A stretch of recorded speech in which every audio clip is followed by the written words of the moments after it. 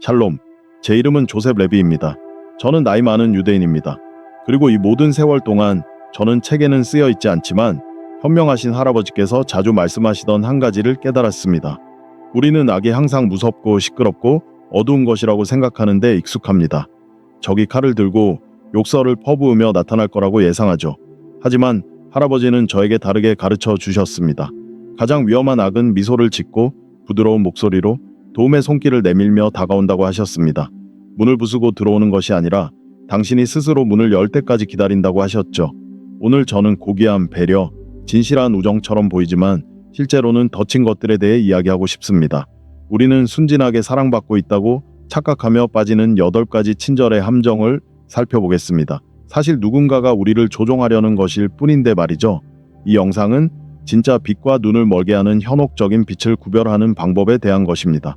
마지막 함정은 가장 눈에 띄지 않고 가장 잔인하기 때문에 이 대화를 끝까지 들어주시길 간곡히 부탁드립니다.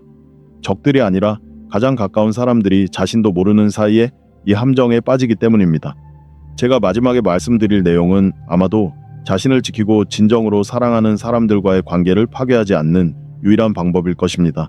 이 이하에 없이는 다른 모든 조언은 그저 공허한 말에 불과할 것입니다. 우리가 살펴볼 첫 번째 함정은 설탕 폭풍이라고 불립니다. 이것은 당신의 삶에 새로 나타난 사람, 친구든 연인이든 심지어 고용주든 상관없이 처음부터 엄청난 관심과 칭찬을 쏟아붓는 경우입니다. 당신이 특별하고 가장 똑똑하고 평생 당신을 기다려왔다고 말합니다. 마치 가뭄 속의 단비처럼 느껴지죠. 당신은 긴장을 풀고 경계심을 늦추게 됩니다. 우리 모두는 마침내 자신의 진가를 인정받았다고 믿고 싶어 하기 때문입니다.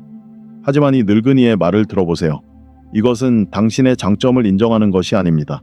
곧 갚아야 할 선불금입니다. 그 사람은 당신이 그들의 인정에 의존하게 만들려고 의도적으로 이런 달콤함으로 당신을 과도하게 채워주는 것입니다. 마치 마약과 같습니다. 최고라는 칭찬에 익숙해질 무렵 그 달콤한 말들이 갑자기 멈춥니다. 상대방은 차갑고 멀어지고 무슨 일이 일어났는지 이해하지 못하는 당신은 그 따뜻했던 감정을 되찾기 위해 온갖 노력을 다합니다. 당신은 순종적이게 됩니다. 상대방이 처음처럼 미소 지어주기만 한다면 모욕을 용서하고 두 사람 몫의 일을 하고 무례함을 참아낼 준비가 되어 있습니다.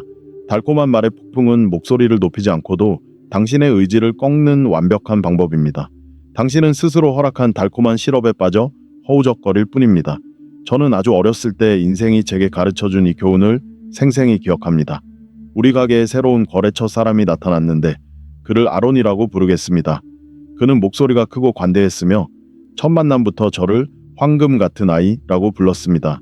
다른 손님들 앞에서 제 사업 감각을 크게 칭찬하고 작은 선물을 주고 제 재능으로 곧 무역계의 왕이 될 거라고 장담했습니다. 저는 어깨에 힘을 주고 다니며 성공에 도취되어 있었습니다. 마치 행운의 여신을 붙잡은 것 같았습니다. 하지만 현명한 노인인 할아버지는 슬픈 미소를 지으며 이 모든 것을 지켜보셨습니다. 어느 날 저녁, 제가 또다시 아론의 칭찬을 자랑하고 있을 때 할아버지는 손짓으로 저를 멈추게 하셨습니다. 할아버지는 제 눈을 똑바로 바라보며 당시에는 이해하기 어려웠던 말씀을 하셨습니다. 요셉아, 아들아, 하루아침에 내 형제가 되려는 사람을 조심하거라.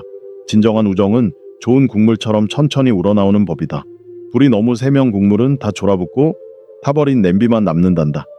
저는 그때 할아버지가 늙어서 요즘 사람들을 이해하지 못한다고 생각하며 그 말을 대수롭지 않게 여겼습니다.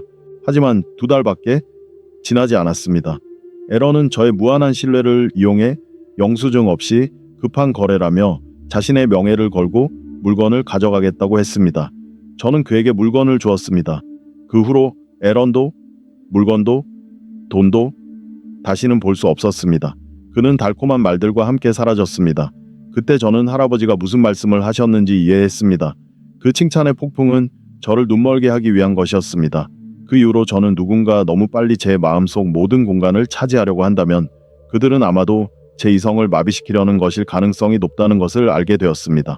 두 번째 함정은 미리 용서하는 것입니다. 이 함정은 노골적인 공격이나 고함보다 훨씬 더 무섭습니다. 누군가 당신에게 소리를 지르면 당신도 맞받아칠 수 있습니다.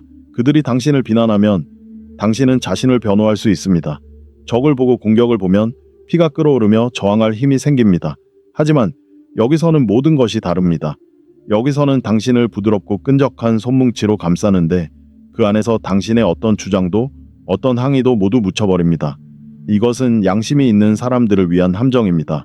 그리고 조종자는 바로 이 양심을 낡은 바이올린처럼 연주합니다. 이 함정의 핵심은 상대방이 스스로를 성스러운 순교자의 위치에 놓는다는 것입니다. 그들은 당신과 논쟁하지 않고 욕설을 하지도 않습니다. 슬프고 모든 것을 용서하는 미소를 지으며 괜찮아요? 저는 인정받지 못하는데 익숙해요. 또는 저는 당신에게 화나지 않았어요. 당신이 잔인했더라도 저는 여전히 당신의 행복을 빌어요와 같은 말을 합니다. 그리고 이 순간 끔찍한 일이 일어납니다. 당신은 아직 아무 잘못도 하지 않았습니다. 어쩌면 논쟁에서 당신이 옳았을지도 모릅니다. 하지만 당신은 이미 용서받았습니다. 그리고 용서받았다는 것은 당신이 죄가 있다는 뜻입니다. 이것은 단 한 번의 충격 없이 당신의 머릿속에 박히는 공리입니다. 이러한 기술을 사용하는 사람은 도덕적 우월감의 자리에 올라섭니다. 그들은 저 위 꼭대기에 하얀 옷을 입고 관대하고 영적인 모습으로 서 있습니다. 그리고 당신은 아래에 남아 천사를 모욕한 서투르고 무례하고 배은망덕한 존재처럼 느껴집니다. 이러한 자신의 무가치함과 부적절함에 대한 느낌이 당신을 안에서부터 갉아먹기 시작합니다. 내가 얼마나 나쁜 사람인지 라는 생각이 들기 시작합니다. 그는 나에게 모든 것을 다 주는데 내 변덕스러운 행동까지 참아주는데 내가 감히 또 무언가를 요구하다니 결국 당신은 자신의 경계를 지키는 것을 포기하게 됩니다. 모든 것을 다 받아주는 사람 앞에서 어떻게 자신의 권리를 주장할 수 있겠습니까? 당신은 마치 성인처럼 보이는 그 사람을 실망시키지 않으려고 숨소리조차 조심하며 살금살금 걷게 됩니다. 당신의 삶은 실제로는 존재하지도 않는 죄책감에 대한 끝없는 속죄로 변해갑니다. 당신은 그를 기쁘게 하려고 애쓰고 그의 욕구를 미리 알아채고 존재하지도 않는 죄를 덮으려고 노력합니다. 그리고 조종자는 바로 이것을 원합니다. 그들은 당신의 사과를 원하는 것이 아닙니다. 그들은 당신의 감정을 지배하는 힘을 원하는 것입니다. 당신이 죄책감을 느끼는 한 당신은 조종하기 쉬운 존재가 됩니다. 당신은 편리하고 조용하고 순종적인 사람이 되어 다시는 그 슬픔 가득한 말없는 비난의 눈빛을 보지 않으려고 애씁니다. 여기서 가장 위험한 점은 이러한 용서가 진정한 화해처럼 관계를 정화시키지 못한다는 것입니다. 진정한 용서는 두 사람이 모두 짐을 내려놓고 가볍게 앞으로 나아가는 것입니다. 하지만 미리 용서하는 것은 당신에게 무거운 돌덩이가 가득 담긴 자루를 짊어지게 하고 당신은 그 짐을 혼자 끌고 가는 동안 친절한 사람은 옆에서 가볍게 걸으며 세상의 불완전함을 한탄하는 것과 같습니다. 이것은 겸손으로 위장한 오만입니다. 그 사람은 문제를 해결하는 것이 아니라 당신을 작게 만들므로써 자신을 높이는 것입니다. 제가 어렸을 때 사람들과의 소통 방식을 배우기 시작했을 무렵에 일어났던 이야기를 하나 해드리겠습니다. 우리 동네에는 우리 가족의 먼 친척인 버사 아주머니가 살고 계셨습니다. 그분은 모두가 생각하기에 놀라울 정도로 온화한 분이셨습니다. 목소리를 높이는 법도 없었고 대놓고 존경을 요구하는 법도 없었습니다. 쥐 죽은 듯 조용하고 솜털처럼 부드러운 분이셨죠. 그런데 이상하게도 저는 그분 댁에서 나올 때마다 마치 인류에 대한 죄를 저지른 것 같은 기분이 들었습니다. 한 번은 제가 아주머니의 낡은 참나무 옷장을 옮기는 것을 도와드리게 되었습니다. 저는 힘이 넘치고 도와드리고 싶은 마음에 아주머니 댁으로 갔습니다. 우리는 그 엄청나게 무거운 옷장을 옮기기 시작했습니다. 그런데 제가 젊은 혈기에 서툴게 움직이다가 옷장 모서리로 아주머니가 아끼시는 화병을 건드리고 말았습니다. 화병이 깨졌냐고요? 아니요. 하지만 눈에 거의 띄지 않는 아주 작은 흠집이 생겼습니다. 저는 즉시 사과하기 시작했습니다. 새 화병을 사드리겠다고 뭐든지 하겠다고 했습니다. 버사 아주머니는 소리를 지르지도 않으셨고 얼굴을 찌푸리지도 않으셨습니다. 아주머니는 화병에 다가가 손가락으로 흠집을 쓰다듬으며 깊은 한숨을 쉬고는 온 세상의 슬픔을 담은 눈으로 저를 바라보셨습니다. 그리고는 조용하고 떨리는 목소리로 말씀하셨습니다. 괜찮아 조셉. 그건 돌아가신 어머니의 추억이 담긴 화병이었을 뿐이야. 하지만 걱정하지 마. 나는 이미 늙었으니 아름다운 것을 감상할 날도 얼마 남지 않았어. 중요한 건 네가 도와주려고 했다는 거야. 네 서툰 행동에 화나지 않아. 하나님께서 우리 모두를 심판하실 테니 비록 화병은 멀쩡하지만 내 마음을 아프게 한 너를 용서할게. 그 말씀은 마치 아주머니가 저를 밀대로 때린 것보다 더 큰 충격으로 다가왔습니다. 저는 얼굴이 빨개지고 땀을 흘리며 완전히 넋이 나간 채 서 있었습니다. 땅속으로 꺼지고 싶었습니다. 저는 안절부절 못하며 돈을 드리겠다고 집 전체를 수리해 드리겠다고 그저 아주머니의 그런 표정을 없애고 싶어서 온갖 제안을 했습니다. 저는 마치 도자기 가게에 들어온 코끼리처럼 아름다움을 파괴하는 야만인처럼 느껴졌습니다. 그 후 3달 동안 저는 매주 아주머니 댁에 가서 울타리를 고치고 장을 받아들이고 정원을 가꾸며 그 흠집에 대한 죄를 속죄하려고 노력했습니다. 그리고 아주머니는 매번 저를 그 똑같은 연약한 순교자의 미소로 맞이하셨습니다. 오 조셉, 그럴 필요 없었는데. 내 아픈 손으로도 어떻게든 했을 텐데. 하지만 네가 죄를 뉘우치러 왔으니 도와주렴. 현명하신 할아버지께서는 제가 괴로워하는 모습을 보시고 어느 날 저녁 저를 현관으로 부르셨습니다. 할아버지는 차를 따라주시며 제가 왜 예전에는 그다지 좋아하지도 않던 베르타 이모에게 그렇게 자주 가는지 물으셨습니다. 저는 옷장 사건, 꽃병 사건, 이모의 말들, 그리고 마치 제가 세상에서 가장 큰 죄인이라도 된 것처럼 저를 짓누르는 무거운 감정에 대해 말씀드렸습니다. 할아버지는 아무 말씀 없이 제 이야기를 주의 깊게 들어주시며 손가락으로 설탕 조각을 만지작거리셨습니다. 제가 이야기를 마치자 할아버지는 고개를 저으시며 제가 평생 잊지 못할 말씀을 하셨습니다. 조세바, 잘 들어라. 어떤 사람들의 친절은 내 목에 걸린 돌덩이보다 더 무거운 법이다. 베르타 이모는 너를 용서한 게 아니야. 만약 용서했다면 괜찮아, 별일 아니야, 잊어버려라고 말했을 거야. 그럼 너도 잊었겠지. 하지만 이모는 다른 짓을 했어. 네 작은 실수를 거룩한 인내심이라는 아름다운 포장지로 싸서 금덩이 값에 너에게 팔아넘긴 거야. 너는 아무 가치도 없는 물건에 내 시간, 내 힘, 네 자존심을 바치고 있는 거라고. 할아버지는 차를 한 모금 마시고는 먼 곳을 바라보며 말씀을 이어가셨습니다. 기억해라 손자야. 네가 두려워하기도 전에 서둘러 용서해주는 사람은 너에게 선물을 주는 게 아니야. 오히려 너에게 멍해를 씌우는 거지. 진정한 성스러움은 내 부족함을 들춰내지 않아. 진정으로 의로운 사람 곁에 있으면 네 마음이 편안해지고 깨끗해지고 어떤 일이든 해낼 수 있을 것 같은 기분이 들지. 그런데 누군가 곁에 있을 때 네가 더럽고 보잘것없고 영원히 빚진 것 같은 기분이 든다면 그 사람에게서 도망쳐라. 그건 성스러움이 아니라 영적인 교만이야. 모든 죄악 중에서 가장 무서운 거지. 그건 마치 곰팡이가 습기를 먹고 자라듯 내 죄책감을 먹고 자라. 더 이상 고개 숙이고 그곳에 가지 마라. 네가 부순 건 이모가 동정심을 통해 너를 지배하려는 욕망뿐이야. 그날 이후 저는 이모의 용서에 얽매이지 않게 되었습니다. 나는 죄책감이 도구라는 것을 깨달았고 그것을 받아들일지 말지는 내가 스스로 결정한다는 것을 알게 되었습니다. 그리고 다음에 누군가 네가 나에게 그렇게 큰 상처를 줬지만 나는 너를 용서해 줄게 라고 말하려 할 때 나는 할아버지를 떠올리며 미소를 지으며 대답했습니다. 고맙지만 아기가 없었던 일에 대해 용서받을 필요는 없어요. 3번째 함정. 우리는 한 가족이야. 우리는 모두 외로움을 두려워합니다. 새로운 직장, 새로운 팀, 새로운 공동체에 들어갔을 때 문 앞에서부터 걱정 마세요. 여기는 낯선 사람이 없어요. 우리는 한 가족이에요. 라고 말하면 마음이 녹아내리고 경계심을 풀게 됩니다. 드디어 집에 온 것 같아. 여기서는 나를 해치지 않을 거야. 여기서는 나를 보살펴 줄 거야. 라고 생각합니다. 하지만 잘 들어보세요. 가족이란 당신의 있는 모습 그대로를 사랑해 주는 곳입니다. 가족은 혈연으로 맺어지거나 신성한 유대로 이루어진 관계이며 직장, 사업, 프로젝트는 사람들이 시간과 재능을 돈과 교환하는 곳입니다. 이것은 정직한 거래입니다. 하지만 상사나 팀장이 팀이라는 단어를 가족이라는 단어로 바꾸기 시작하면 그들이 당신의 주머니를 노리고 있다는 것을 알아야 합니다. 돈이 아니라 당신의 영혼과 자유시간을 노리는 것입니다. 이 위험한 단어 바꾸기의 본질은 무엇일까요?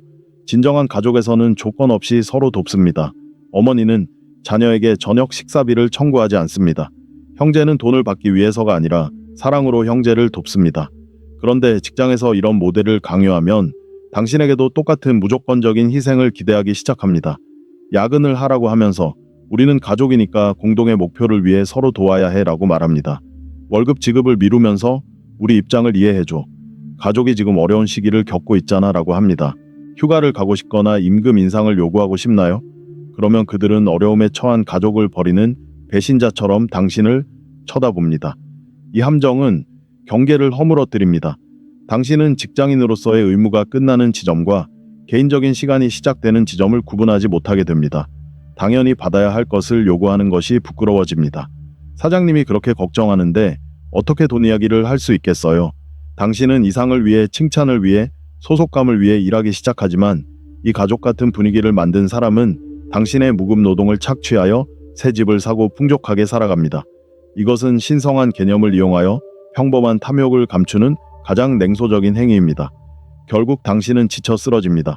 당신은 공동의 집을 짓는다고 생각하며 모든 것을 바치지만 병에 걸리거나 지쳐 쓰러지면 그들은 당신을 길거리로 내쫓습니다. 사업에서는 이익을 가져다 주지 않는 가족은 필요 없기 때문입니다. 그리고 이것이 가장 끔찍한 충격이 될 것입니다. 당신이 아들이 아니라 단지 자원에 불과했다는 것을 깨닫는 순간 말입니다. 저는 저에게 화로의 따뜻함과 당신을 태워버리려는 용광로의 열기를 구분하는 법을 가르쳐준 이야기를 들려드리겠습니다. 제가 젊고 희망에 가득 차 있을 때 저는 큰 직물 공장에 취직했습니다. 공장 주인은 허쉬라는 사람이었습니다. 그는 정말 예술가였습니다. 그는 사무실에 앉아있지 않았습니다. 그는 직기사의를 걸어다니며 직원들의 어깨에 손을 얹고 우리 아이들의 이름까지 모두 알고 있었습니다. 매일 아침 그는 연설로 하루를 시작했습니다. 내 친구들, 사랑하는 여러분, 우리는 단순히 옷을 만드는 것이 아니라 세상을 입히는 것입니다. 여러분은 나의 손이고 나의 심장입니다. 여러분 없이는 저는 아무것도 아닙니다. 저는 매료되었습니다. 완벽한 멘토를 찾았다고 생각했습니다. 저는 누구보다 일찍 출근하고 누구보다 늦게 퇴근했습니다. 공장에 큰 주문이 들어와서 우리가 기한을 맞추지 못하게 되자 허쉬는 우리를 모아놓고 눈물을 글썽이며 말했습니다. 가족 여러분, 더 열심히 해야 합니다. 지금은 자금이 부족합니다.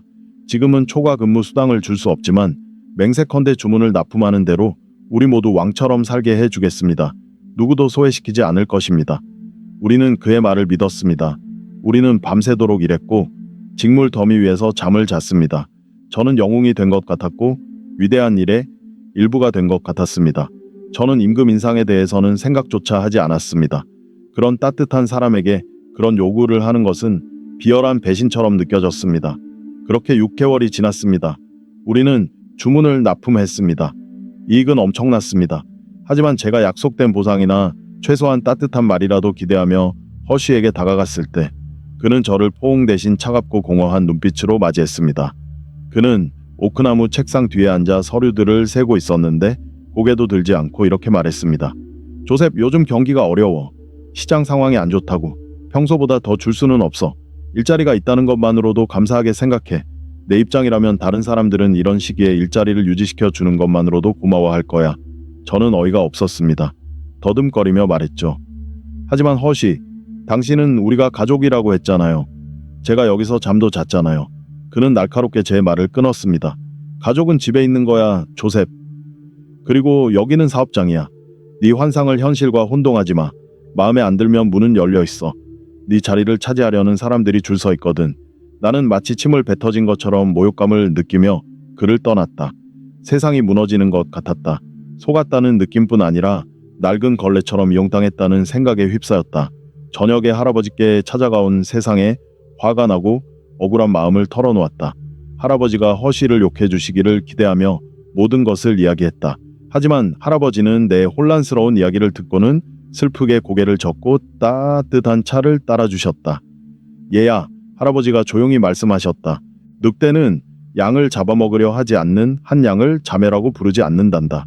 너는 허쉬에게 화가 났겠지만 그는 그저 아름다운 말로 네 순진함을 사들인 장사꾼일 뿐이야. 옛 현명한 말을 기억하렴. 직장에서는 계약 관계이지 혈연 관계가 아니란다. 사장이 너를 아들이나 형제라고 부른다면 내 책상을 보렴. 책상이랑 무슨 상관이에요? 나는 이해하지 못했다. 그가 너와 빵을 공평하게 나누어 먹는지 보라는 거야. 이익이 생겼을 때 너를 동업자로 초대하는지 아니면 손해와 힘든 일만 나눌 때만 가족이라고 하는지 말이야. 진정한 아버지는 빵 한 조각이 있으면 반으로 쪼개서 아들에게 더 큰 조각을 준단다. 그런데 빵은 자기가 다 먹고 너에게는 부스러기만 주고 그것을 가족 식사라고 부르는 사람은 아버지가 아니라 노예들이 반란을 일으키지 않도록 친절한 말을 배운 노예 주인일 뿐이야. 할아버지는 내 거친 손을 보시며 덧붙이셨다. 돈을 버는 곳에서는 가족을 찾지 마라. 그곳에서는 존경심, 정직함, 공정함을 찾으렴. 사랑은 집에 남겨두고. 왜냐하면 직장에서의 가족 관계가 무너지면 너는 고아가 될 테니까. 하지만 네가 정직한 노동자라면 언제든 다른 일자리를 찾을 수 있고 네 마음은 온전하게 남을 테니까. 그 이후로 면접이나 새로운 회사에서 우리는 모두 한 가족입니다. 라는 말을 들으면 나는 정중하게 미소 지으며 속으로 이렇게 말한다. 감사합니다만 저는 이미 가족이 있고 그들이 집에서 저를 기다리고 있습니다. 자, 이제 제 노동에 대한 정직한 가격에 합의해 봅시다. 그리고 저를 믿으세요. 이렇게 사는 것이 훨씬 더 정직하고 안전합니다. 네 번째 함정. 나는 당신만 믿어요. 우리 모두는 아무리 겸손한 사람이라도 마음속 깊은 곳에서는 특별한 존재로 인정받고 싶어 합니다. 우리는 다른 사람들에게는 없는 특별한 자질을 가지고 있다고, 주변의 평범한 사람들보다 더 똑똑하고, 더 정직하고, 더 강인하고, 더 재능 있다고 믿고 싶어 합니다. 그리고 조종자들은 이러한 약점을 완벽하게 알고 있습니다. 그들은 나는 당신만 믿어요 라는 말을 마치 황금 열쇠처럼 사용하여 당신의 시간과 에너지를 빼앗고 당신을 다른 사람의 전쟁에서 공짜로 싸우는 영웅으로 만듭니다. 이 함정의 핵심은 대체 불가능하다는 환상을 심어주는 것입니다. 그들은 당신에게 이렇게 말합니다.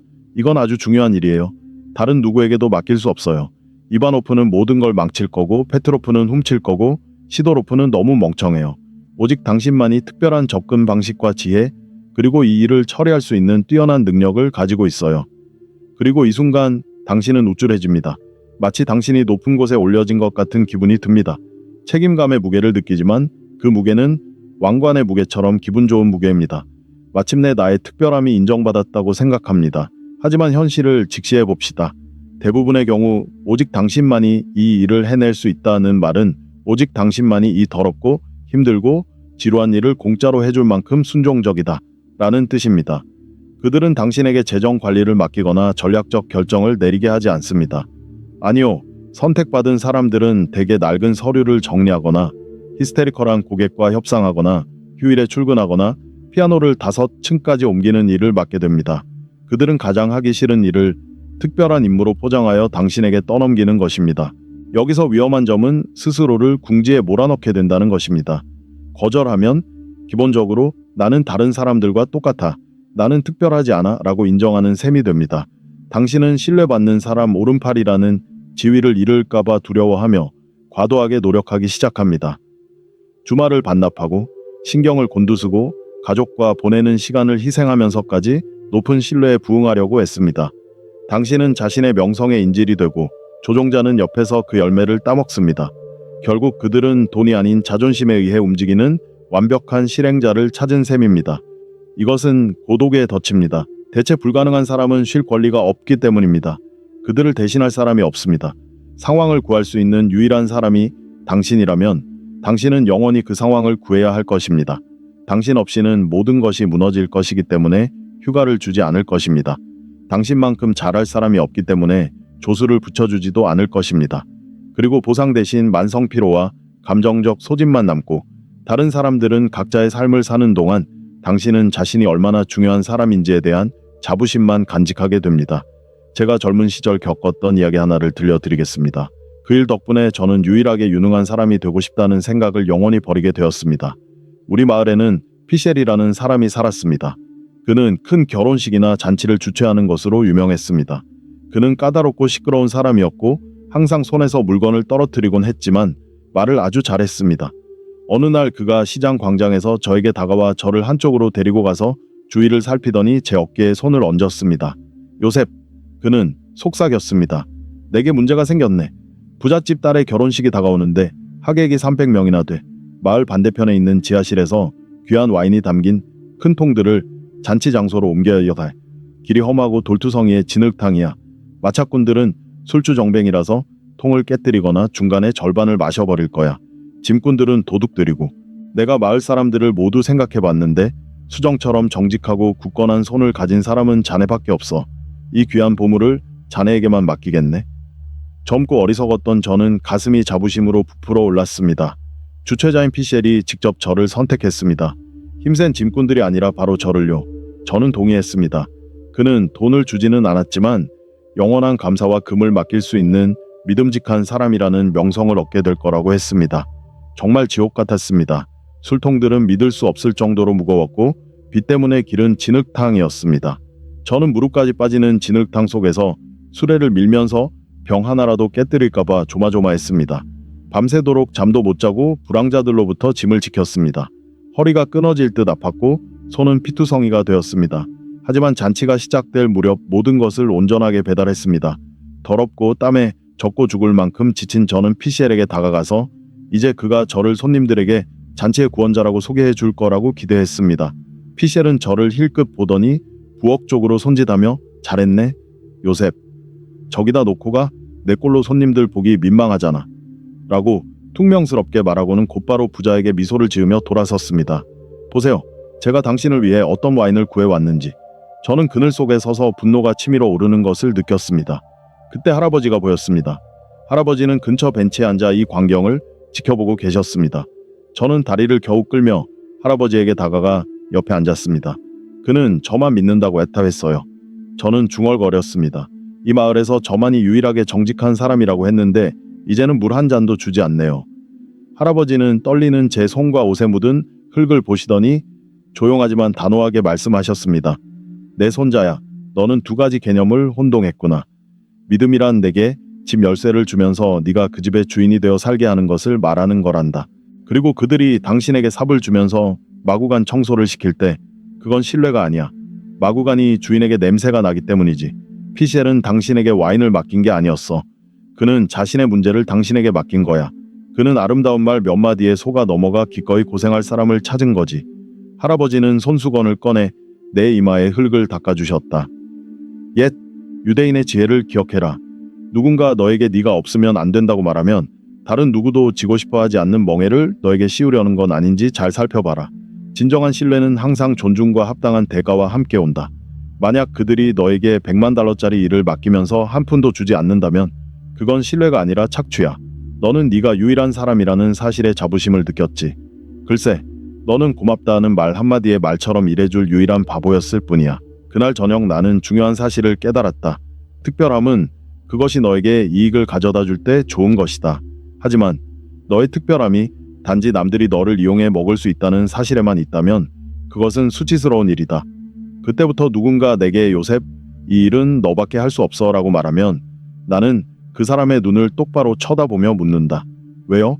그 일이 큰 기술을 필요로 해서 그에 대한 대가를 지불해야 하기 때문인가요? 아니면 큰 인내심을 필요로 하지만 아무런 대가도 지불하지 않아도 되기 때문인가요? 그리고 믿어라. 열의 아홉은 이 질문을 들으면 조종자의 신뢰는 기적처럼 사라지고 그들은 다음 희생양을 찾아 나선다. 네가 스스로의 가치를 모른다는 이유만으로 남들이 너를 믿게 하지 마라. 5번째 함정, 공개적인 칭찬. 이 함정의 본질은 쥐덫처럼 간단하다. 상대방은 네가 거절하거나 반박하거나 단순히 고개를 저을 수 있는 사적인 자리에서 부탁하지 않는다. 아니, 그들은 주변에 사람들이 모여있는 순간, 동료, 친척, 친구 또는 그냥 구경꾼들이 있는 순간을 기다린다. 그리고는 큰 소리로 과장된 어조로 너를 칭찬하기 시작한다. 이 사람을 보세요. 놀라운 관대함의 본보기입니다. 그는 누구에게도 거절하지 않아요. 그는 공동의 이익을 위해 주말을 희생할 준비가 된 유일한 사람입니다. 이 순간 당신은 세상의 정상에 선 듯한 기분을 느낍니다. 기분이 좋습니다. 모두가 당신을 존경하는 눈빛으로 바라봅니다. 누군가는 박수를 치고 누군가는 미소를 짓습니다. 하지만 제 말을 잘 들으세요. 바로 이 순간 그들은 당신의 목에 올가미를 걸고 있는 겁니다. 왜냐하면 이 달콤한 말들 직후에 요청이 따라오기 때문입니다. 그리고 이 요청은 방금 당신에게 씌워준 영웅의 가면에서 논리적으로 이어집니다. 그래서 우리의 소중한 친구가 이제 이 막중한 프로젝트를 아무런 대가 없이 맡아줄 겁니다. 또는 물론 그는 저에게 이 돈을 빌려줄 겁니다. 그는 돈을 하찮게 여기는 진정한 친구니까요. 그리고 끝입니다. 덫이 닫혔습니다. 당신은 거절할 수 없습니다.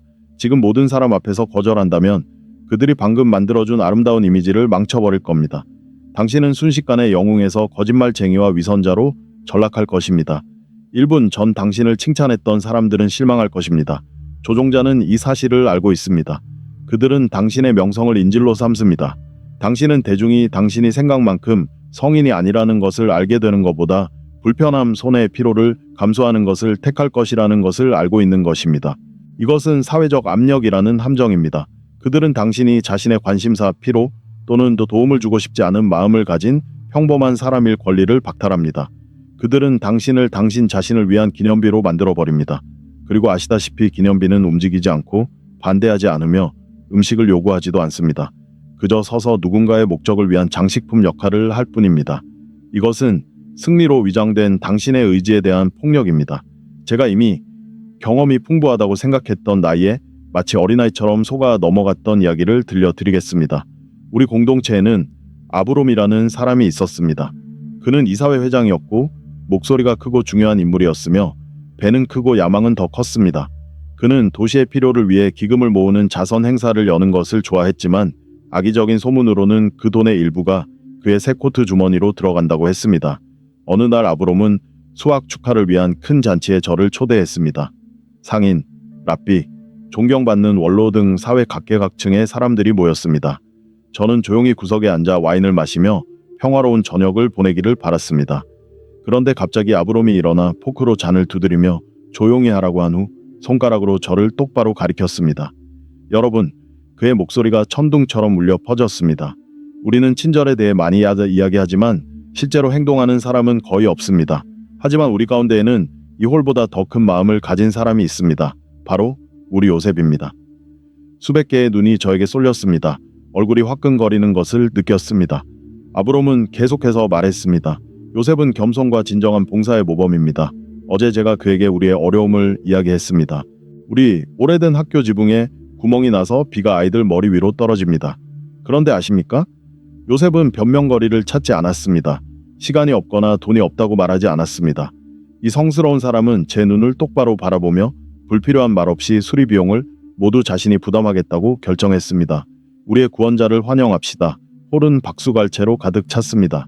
사람들이 저에게 다가와 악수를 하고 어깨를 두드리며 하나님께서 당신을 축복하시길 요셉이라고 말했습니다. 저는 어안이 벙벙해서 아무 말도 할 수 없었습니다.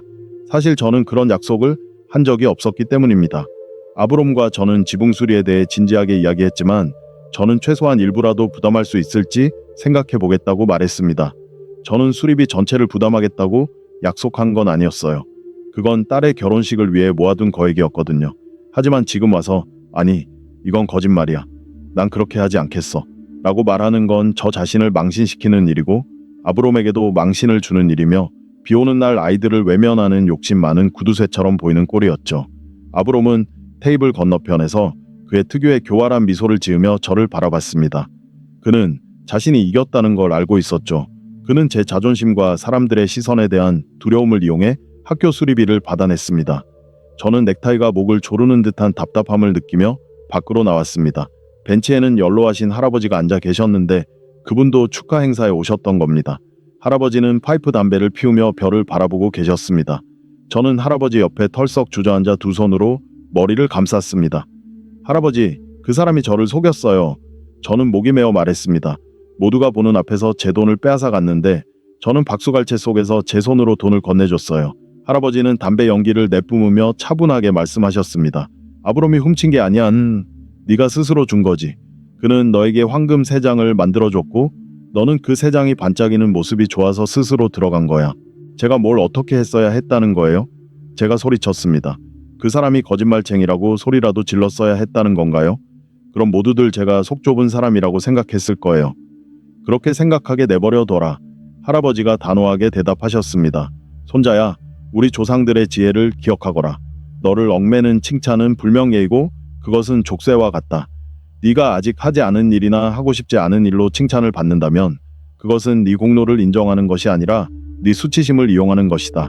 아브롬은 네가 체면을 잃을까봐 두려워할 줄 알았겠지. 하지만 말해보거라. 내일이면 너를 잊을 사람들에게 보여지는 체면이 더 중요하냐? 아니면 내 가족의 행복이 더 중요하냐? 할아버지가 저를 돌아보시며 너무나 진지한 눈빛으로 바라보셔서 온몸에 소름이 돋았습니다.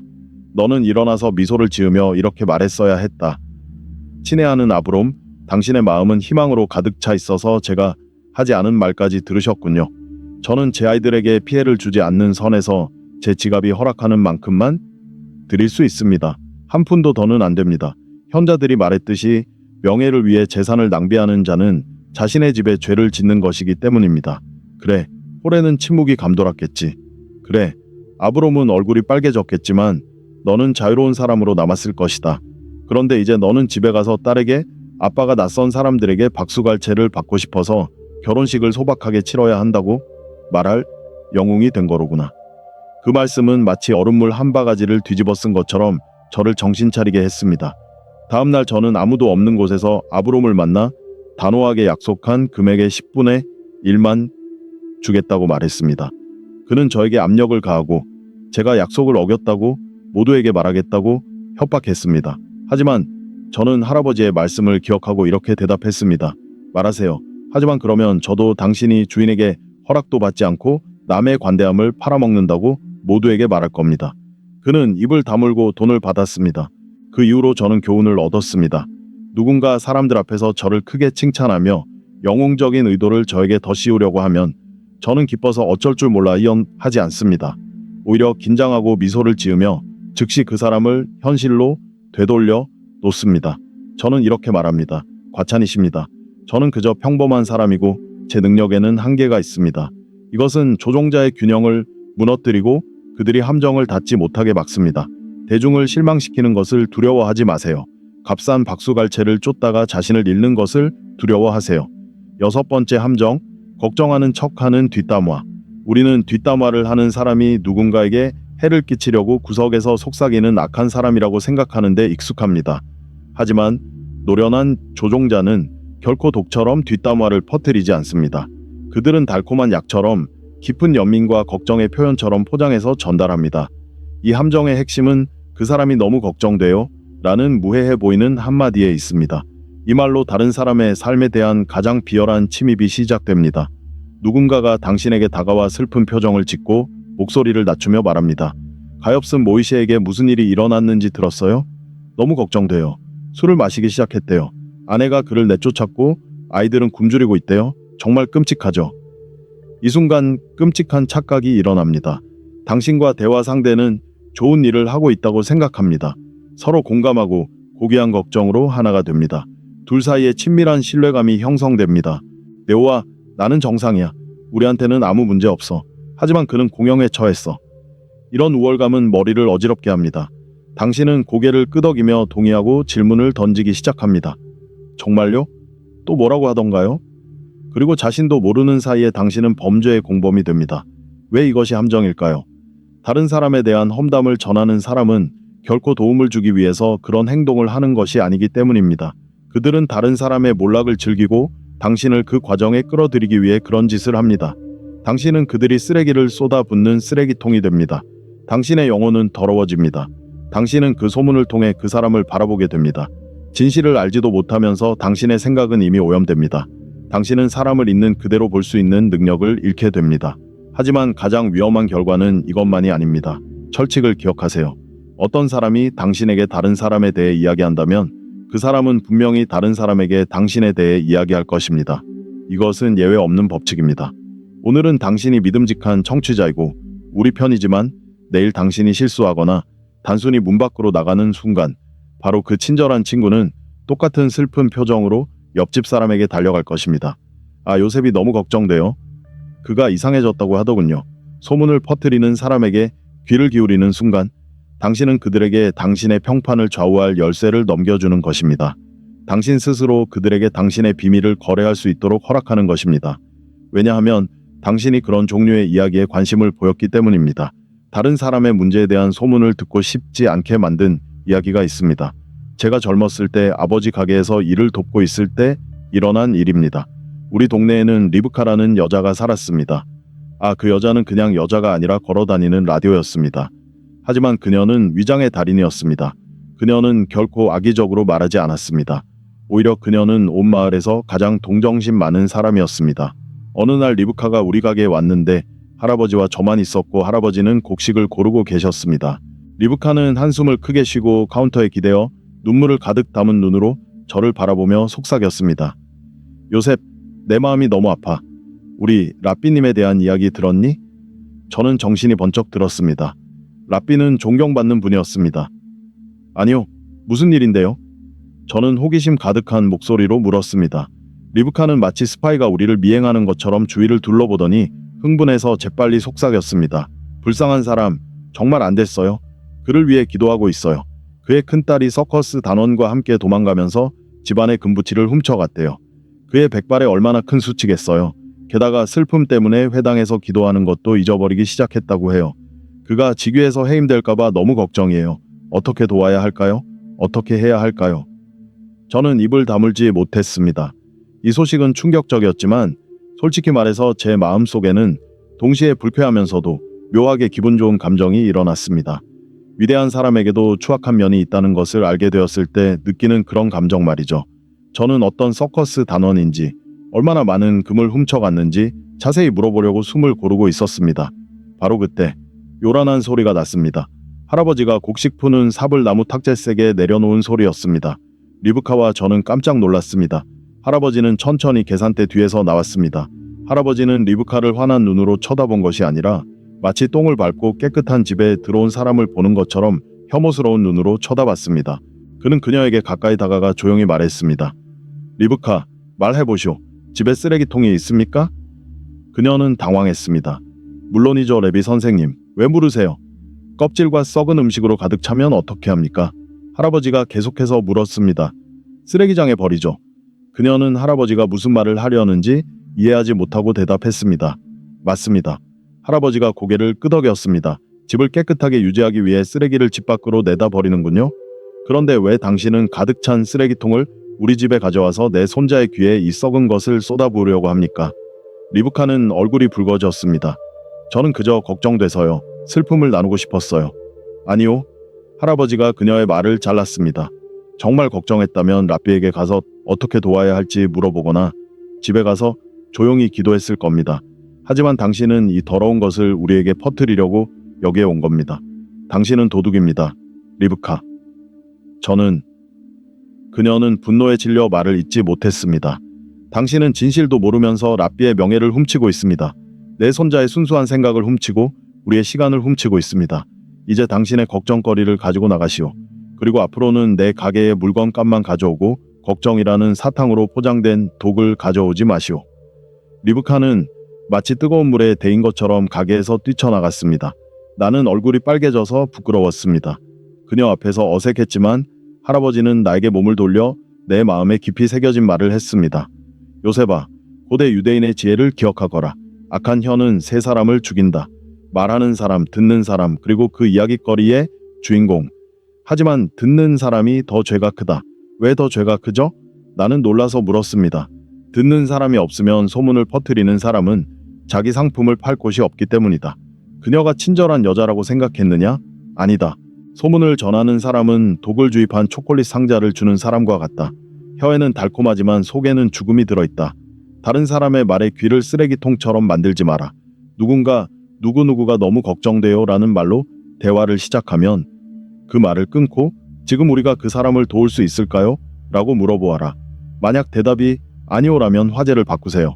그렇지 않으면 당신도 그 사람처럼 더러워질 테니까요. 그 후로 많은 세월이 흘렀습니다.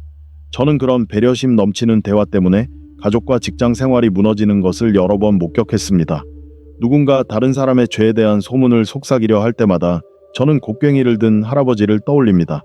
저는 미소를 지으며 말합니다. 미안하지만 친구, 내 쓰레기통은 이미 가득 찼어. 네 소문을 담을 곳이 없어. 그리고 믿으세요. 깨끗한 귀로 사는 것이 훨씬 더 평화롭습니다. 7번째 함정, 기분 나쁘게 듣지 마. 사랑하는 마음으로 하는 말이야. 이것은 부드러운 벨벳으로 감싼 칼날과 같습니다. 그 상처가 느껴지나요? 아프지만 상처를 준 사람을 보면 미소를 짓고 웃고 있습니다. 그래서 혼란스럽습니다. 방향 감각을 잃게 됩니다. 그들은 말합니다. 왜 삐졌어? 농담이었잖아. 사랑하는 마음으로 한 말이야. 뭐야? 농담도 이해 못해? 이 함정의 핵심은 가해자가 당신의 방어를 금지한다는 것입니다. 주먹으로 맞으면 방역하거나 도망칠 도덕적 권리가 있습니다. 하지만 여기서는 말로 공격당하고 당신의 고통은 순식간에 무시당합니다. 기분 나빠하면 다른 사람들의 눈에는 물론이고 당신 스스로에게도 재미없는 사람, 유머 감각 없는 사람, 모든 것을 너무 심각하게 받아들이는 답답한 사람이 됩니다. 당신은 상처받았다는 사실 때문에 죄책감을 느끼게 됩니다. 이것을 가스라이팅이라고 부르지만 우리 조상들은 더 간단하게 표현했습니다. 눈에 침을 뱉고는 신의 이슬이라고 말하는 것과 같다고 했습니다. 이 기술을 사용하는 사람은 당신의 자존감을 서서히 한 방울씩 죽입니다. 당신의 외모, 꿈, 실패를 들먹이며 항상 마지막에는 사랑하는 마음으로 라는 마법의 주문을 덧붙입니다. 어머, 오늘 그 옷 입으니까 꼭 허수아비 같네. 하지만 기분 나쁘게 듣지 마. 사랑하는 마음으로 하는 말이야. 누가 너에게 진실을 말해주겠어? 그리고 당신은 그 모욕을 삼킵니다. 약해 보이지 않으려고 억지로 미소를 짓습니다.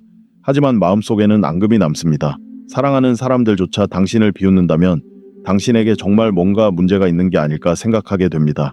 이 함정은 용납할 수 있는 것과 없는 것의 경계를 파괴하기 때문에 위험합니다.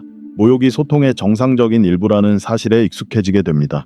조롱을 참는 것이 우정이나 관계를 유지하기 위한 대가라고 생각하게 되죠. 하지만 기억하세요. 사랑이 있는 곳에는 굴욕이 있을 자리가 없습니다. 사랑은 보호하는 것이지 상처를 주는 것이 아닙니다.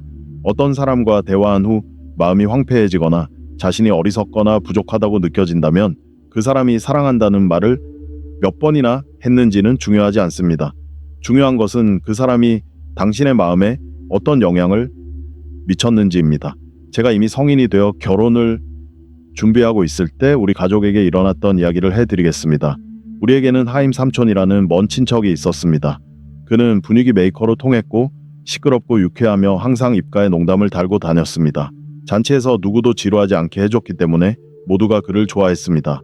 하지만 하임 삼촌에게는 한 가지 특이한 점이 있었습니다. 그의 농담은 항상 누군가를 희생양으로 삼는 것이었습니다. 그리고 그의 공격 대상은 대부분 거칠게 반박할 수 없는 사람들이었습니다. 우리 가족과 약혼녀 가족이 모두 모인 약혼식 파티에서 하임은 축배를 들기로 했습니다.